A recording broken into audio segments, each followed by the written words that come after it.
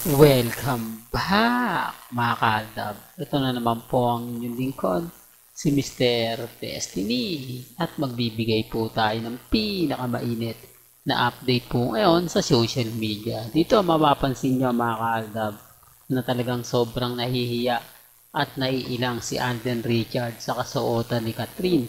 Matatandaan nyo, di po ba dati si yung Dagip, yung bidang babae doon, nakasama ni Alden, na kung saan nga po si Mikey, di po ba, na kung saan talagang kitang-kita yung dibdib niya. Eto, ganito naman po kumbaga pinorotektahan din po yun ni Alden. Kumbaga ginawa ni Alden, doon lang siya sa likod. Tapos parang naging backup na lang siya para hindi masyado makita. Dito pansin niyo po ba yung ginagawa ni Alden? Tinangad niya talaga yung ano niya, di po ba? Kasi alam niyang may camera na nakatutok. Alam niya na maraming nakatingin, di po ba? Kaya ginawa niya, dinipensahan niya po ng kanyang, kumbaga, Amerikana. Di po ba? Sinasabi ko lang po, kita nyo, sabi ko nga po sa inyo, talagang protektado yan ni Alden Richards. Bakit ba mga kaldab, hindi... Ito lang po yung ebidensya at resibo na walang pakialam si Alden Richards sa kung ano man po yung suotin ni Catherine. Di po ba? Hindi siya, kumbaga, nakikialam. Patunay lang po yun na wala po silang relasyon. Kasi kung meron po silang relasyon, pagbabawalan niya ni Alden. Hindi po ba? Tama naman po yung mga sinasabi ng iba eh. Tama naman po yung mga pinapaliwanag nila na sobrang igsi, di po ba? Kita nyo kay Derek Cathy Molina, hindi po ba? Hindi naman siya, ganun din siya, pero hindi naman siya ganun kaigsi. Di po ba? Grabe, kaya nga marami, kita nyo, pinotektan talaga ni Alden, pansin nyo yung Amerikana niya. Inangat niya talaga para hindi makitaan yung gilid.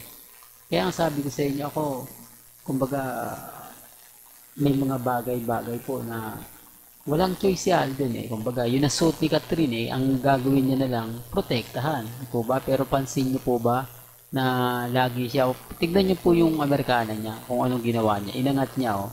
Di po ba? Sa ilalim, para hindi nga daw makita. Ito yung ebidensya at resibo na hindi po natin nahuhulog talaga. Sina Alden at si May kapag magkasama. Kasi stricto po talaga si Alden. Yung tipong alam ni Alden Richards na maraming nanonood. Alam ni Alden Richards na maraming nag-aabang, nag-aantay na mahuli sila ni Bengay na magkasama. Kaya nga po dito pa lang ebidensya at resibo na eh. Alam ko maraming magagalit na naman sa akin. Alam ko maraming magre-react. Maraming magsasabi, nako Mr. Destiny, hindi mo lang matanggap yung relasyon nila Alden at ni Catherine. Hindi mo lang matanggap na sila yung totoo, ikaw yung fake news, di po ba, etc. etc. Wala naman pong problema yun. Hindi naman po tayo yung tipo na namimilit. Hindi naman po tayo yung tipo na, kumbaga, mamumwersa. Sabi ko nga po sa inyo, ako, kampante po ako sa mga nababasa natin. Kampante po ako sa mga nakikita at napapanood natin. Bagamat maraming mga issue, na sinasabi nila na ganito, sinasabi nilang ganun, okay lang po yan. Basta ang importante lang naman po, kung ano lang po yung mga nababasa ninyo, napapanood ninyo, napapakinggan ninyo, relax lang. Di po ba? Darating din yung point na, kumbaga, mararamdaman din po ninyo yung presensya ng Aldab Nation. Mararamdaman din po ninyo na tayo pa rin po yung panalo. Tayo pa rin po yung wagi. Di po ba kahit anong sabihin po nila, kahit ano po yung mga naging komento po nila, kampante lang po tayo. Yun lang naman po yung lagi kong pinapaliwanag at lagi kong sinasabi. Sa ngayon, kumbaga ito lang po yung may papakita natin na dismayado rin po yung mga ibang Alden fanatics dahil hindi naging komportable kay Alden Richards. Totoo naman po eh. Dahil kumbaga imbis na maganda yung dating niya, hindi siya naging, kumbaga, kaaya-aya dahil may pinoprotektahan nga po si Alden Richards. At yun nga po, si Catherine. Kaya yung iba sinasabi na hindi, kilig moments yan. Kina Alden at kay Catherine. Lahat naman po mga kaaldab, ganyan yung pakikitungo ni Alden sa mga artista niya, sa mga nakakasama niyang artista, di po ba? Una si Julia Montes, di po ba ganyan din siya ka-sensitibo, protektado, talagang hindi niya, kumbaga, yung ano man po yung ginagawa niya sa mga kasamahan niya, gaya po na kay Sharon Cuneta, kaya nga po ako mahal, nababasag ko sila eh. Nagagalit lang sila kasi affected sila. Naiinis sila kasi sinasabi nga nila mga kaaldab na, ako, Mr. Destiny, alam mo, totoo naman yung mga sinasabi mo. Totoo naman yung mga pinapaliwanag mo. Dahil matagal na po tayong nakatutok. Sabi ko nga po sa inyo, kung Aldab Nation ka since 2015, alam mo yung pinupunto ko. Alam mo yung ibig kong sabihin o pinapaliwanag ko dahil nga nasubaybayan mo ang Aldab ng mga panahon na yan. Nasubaybayan mo yung mga bagay-bagay na ulitin ko lang po ulit mga Aldab sa mga laging natutuwa po sa channel ni Mr. Destiny, sa mga taong inis na inis lagi sa channel ni Mr. Destiny. Sila po yung tipo na ayaw nilang marinig yung binabalita ko. Sila po yung tipo na, kumbaga, kapag ako nagsalita, maraming reaksyon, maraming komento.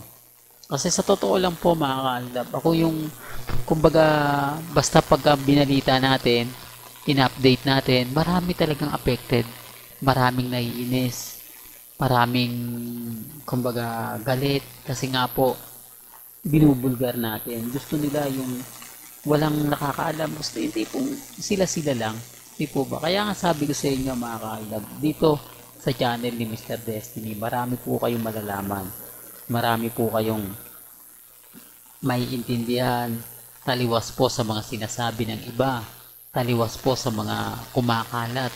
Kaya nga pagkatapos po ng pelikula na to, pagkatapos po ng November 13, doon na tayo magkakaalaman, diba? Siyempre magbebenta pa ng ticket sina Catherine, sina Alden. Pagkatapos niyan, 2 weeks, 3 weeks, doon na kasi dito pa lang po walang karapatan si Alden Richards kay Catherine na pagbawalan siya. Ibig sabihin lang po niyan, wala po talaga silang relasyon.